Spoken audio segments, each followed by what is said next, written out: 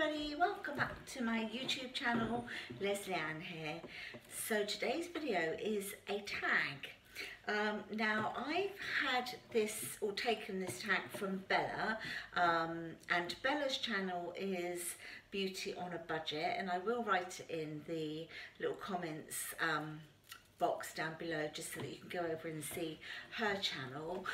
Also SusieQ, she has also done this tag, so I'll also leave her channel so that you can go over and have a look at hers as well.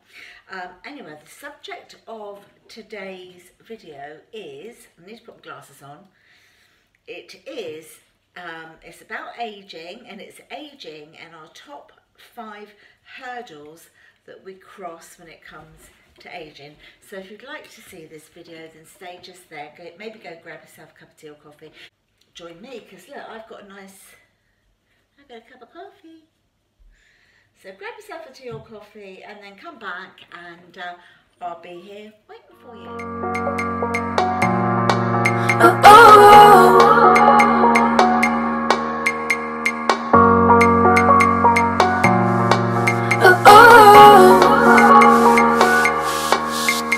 These feelings, I can't let them go. It's harder for me to explain. You would think that I would know how to make the sun. Right, so I need to put these horrendous glasses on. These glasses are for reading at night because they've got little tiny lights here, and on the other side there's a light. My reading glasses, the arm has fallen off. Probably my own fault, because I do put my glasses up on my head quite a lot. Anyway, let's get cracking on, shall we? Okay, so as I said, the title of this video is Aging and our top 5 hurdles to cross. Number 1 for me. Okay, so who says that we can't have, see, I've done it again. Who says that we can't have long hair as we get old? It used to be the thing, didn't it? Back in the day, I can remember my mum saying, and she would still say today, you can't have long hair as you get older. It makes you look really old. You look like a witch and all the rest of it. But I don't think so anymore. I think it's acceptable for older women. I mean, I'm nearly 61 now, and my hair isn't particularly long, but it's sort of, it's about here, I suppose. And I just think with this length I can do far more with it. Mind you, on a daily basis I do tend to just shove it up like it is now because of all my hot flushes and everything. But you can do more with it. I could put it in a little French pleat. I could have it down and curl it. There's so much more I think you can do rather than just have your hair short and in just 1 or 2 styles. And you know, I don't know, what do you think? But I don't think anymore that you need to worry. I mean, I wouldn't have, personally, I wouldn't have hair that's like right down here or anything like that. You know, can you imagine seeing somebody in my age walking down the road with, if I had beautiful hair, beautiful long hair, and then you turn around, you get a blooming shock, wouldn't you? You get a shock seeing this. Oh. But anyway, I think it's acceptable these days. So who says that you can't have longer hair when you get older? That's my number 1 hurdle that I hear quite a lot. Okay, number 2. Yeah, so my number 2, this is like my second hurdle. I find is a shock every single day that when I look in the mirror, I often feel it's not the same person looking back, because how I feel in my head, I still feel that I look the same as I did in my, say, 40s or even my early 50s, and I don't. And so, you know, that realisation when you, especially first thing in the morning, you get up and I've got like puffy eyes, and the bags under here are worse, and you know, you get out of bed and you're all like a little rickety, crooked woman, and I look at myself in the mirror and I think, that's not me, it's my mum. That really a difficult thing. I mean, it's not an upsetting thing or anything like that, but it's just something I still haven't got used to, actually, is that the reflection I see in the mirror, which is obviously the truth, the true reflection, it kind of takes me a few seconds to process and think, yeah, that's me, all right. Okay, so number, oh, if I can get my fingers up, number 3. I think it's my illness. Now, I did actually, only yesterday, was it the day before? I think it was yesterday. I did actually upload a video about living with rheumatoid arthritis, which is what I have got. And I think my illness has aged me. It has aged me a lot in looks, I think, because things like my skin and everything are all very different. I mean, would I have aged in exactly the same way had I not had the condition? Obviously I don't know that. Elsie, oh, she's playing with her bones, sorry about that. But clearly from sort of like my physical well-being, it most definitely has aged me. As the illness has progressed and got worse, it's little things like I can't walk that far, I have to stop, when you're in pain, it's just, I think it shows on not only your body but it shows on your face. Because of the condition it's now given me in my lungs, I can't walk very far without kind of being out of breath and might have to stop. I most certainly find it difficult to walk and talk. So that has definitely aged me. So yeah, that's number 3. Number 4. I'll keep looking down because I have made some notes so I don't forget. So number 4, I've got conflict of age appropriate makeup, hairstyles, clothes, that sort of thing. Now, I sometimes wear clothes, not so much to do with the makeup, but more to do with possibly what I'm wearing. And sort of like my girls would say to me, come here, it's okay, come on. So I'm just going to pick up the puppy, just a moment. Go say hello. There you go, say hello. Look how much I'm growing. Hey, look how much I'm growing. What is? He's a good girl. Yeah, he's a good girl, aren't you? Yeah. Right, go there, sit there. Yeah, sorry about that.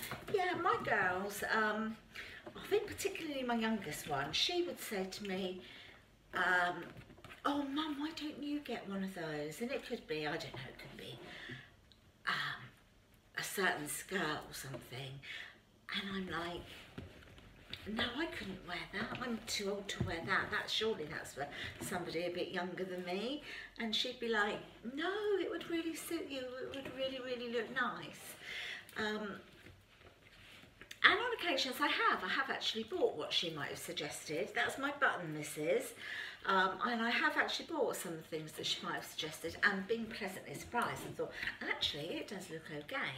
And then it has the reverse, where sometimes I might buy something, I've seen somebody else wearing it and thought, oh, I'll try that. And I've got it, and the girls would say to me, Mum, can you not wear that again? Can you not wear that again? Because actually, you know, doesn't quite look right. And it's like, where do you draw the line? It's like, I feel that when you get to a certain age, for me anyway, I feel like I've kind of lost a little bit of my own identity and feel a little bit invisible, if you know what I mean. Whereas before I was always really confident, I knew what suited me, I knew what looked nice on me, but I don't anymore. I kind of sway this way, sway that way, and I don't really know my style anymore, to be honest with you. whether that's part of being a Gemini and you know, one minute I like this and one minute I like that. I've always been a little bit like that, I suppose. But it's the same with hairstyles. I have gone through so many years of, right, that's it, I'm having my hair cut, like one of the previous questions I've just said, one of the hurdles. That's it, I feel like I'm too old for this and I have my hair cut. Then I have it cut, then what do? I grow it again. And then I grow it to a certain length and I think, that's it, I'm fed up with it, I'm getting it cut. And I've kind of yo-yoed like that for a long time. But I have to say, the last year or so, I suppose, I've been, yeah, probably the last year, just maybe a little bit more. I've been like, no, I'm not going to do that. I'm going to, quite liking my hair that little bit longer, and so, you know, I'm happy with that. Makeup doesn't really apply with makeup too much. I suppose if I'm going out in the evening, which to be honest with you isn't an awful lot anymore, I may apply a little bit more makeup, and by that I mean just a different foundation, that sort of thing. So I might put on more of a full coverage foundation. I might apply a darker lipstick or something, or appropriate to wherever I'm going, and I might sort of do my eye makeup a little bit more, that sort of thing. But I'm definitely, I don't live in the past with regards to my makeup. I know that for sure, because if I did, I'd be having bright blue makeup and bright green like eyeshadows here and here, and it would be really that, can you remember that baby blue and that green and that vivid blue? I'd be wearing all that if I was still stuck in the past with the makeup. So I know I'm not stuck in the past with that. But I do still struggle with, you know, can I get away with this in a look?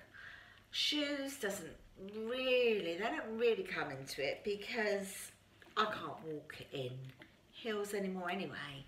I wish I could, and if I could, I may be inappropriate with the shoes that I was wearing, because I always used to have a passion for shoes, but obviously I don't anymore. My passion now is for handbags. Actually, always has been handbags, but even more so now. So yeah, that's number 4. Right, number 5, the last one. Okay, I'm going to say it has nothing to do with fashion or anything like that. It's to do with being a grandmother. I love being a grandmother. I wanted to be called grandma. Some people may not want to be called grandma. Hey, missus, do you want to go down? No, you don't chew and bite. Oh, she's being a monkey now. I wanted to be called grandma, so obviously that is what I'm called. But I think the hardest thing about being a grandparent is keeping this zipped, because I find it really entertaining when I hear my kids talk to their kids the way that things that I used to say to them, you know, it absolutely makes me chuckle, it really does. It's like hearing yourself again. Like, for an instance, if you do that one more time, I'm going to send you to your room. Do as I say, not as I do. What else do I hear them say? One of my daughters, you wait till your dad gets home, all that sort of stuff, and it absolutely cracks me up, it really does. You won't go to that, you won't do that, you won't go to that party if you carry on doing. How many times have I told you? 1, 2, 3, on the naughty step. It absolutely cracks me up, honestly, it's so funny. But then there are times when I think that sometimes they are that little bit, I think you're more lenient and would let your grandchildren get away with far more than you did your own children. I don't know what it is. It's a funny thing, isn't it, being a grandparent? I worry about my children worrying about their children. So you've got like that double thing going on. Like if, say, one of them's poorly, if they've been in hospital or anything where one of your children, hold on missus, where one of your children, for whatever reason, has a worry, a concern about their own children, like just getting them into their new school, that sort of thing. I worry about my kids worrying about theirs. So you've got that whole double thing there, and then sometimes little things like if they're being told off for something, and they probably, you know, they would probably deserve it, whereas I'm like, if I'm in their house and they get told off for something and I'm like, oh yeah, but he or she, they didn't mean it. You didn't mean it, did you, darling? And they're like, Mum, zip it. You know, I have to remember who's the parent. That I find quite difficult, I have to admit. And I do say to the children, like if they come and stay and like one of my kids would say, right, Mum, he or she is not allowed to do this, they're not allowed to have that. Don't give them any crap, as in like, don't let them have any sweets or blah, blah, blah. And I'm like, hold on a minute. My house, my rules. Yeah? Grandma's privilege. If I want to let them have some, I don't know, treat them to, obviously within reason, I wouldn't be stupid about it. You know, I wouldn't sit them down to a great big bowl of sweets or anything like that. But, you know, I want it to be a special thing for them. Like, you know, when they come to Grandma's, they know, oh, Grandma, can I have something to eat? They always, Grandma, can I have something to eat? And I go on then, go look in the pantry, see what you want. Grandma, can I have some fizzy? Don't tell Daddy. I'm like, go on, a little bit won't hurt you, go on. And I just think that's a privilege of being a grandmother, and I absolutely love it, I have to say. But yeah, that other hurdle thing is if they are ill or whatever, I kind of just want to step in to their shoes, and it's almost like I want to be the mother again. Because you're still mother to your children, and you somehow feel responsibility of still being a parent to your grandchildren, and I guess that's where the word grandparent steps in, doesn't it? Anyway, but I would like somebody else to do this tag and just kind of carry it on. I'm going to ask Karen from choccykaz. I will also put her channel down in the comment section as well, so you can pop over and have a look at her channel as well. I'm going to ask Karen if she would kindly carry on this tag. That concludes the end of this video today. I hope you have enjoyed it. If you are new to my channel, I'd love it if you could subscribe, press that little notification bell as well, and then you'll get all the uploads that I do on my channel. And I will see you all a bit later. So, until next time, stay safe and stay fabulous. Bye for now. Bye.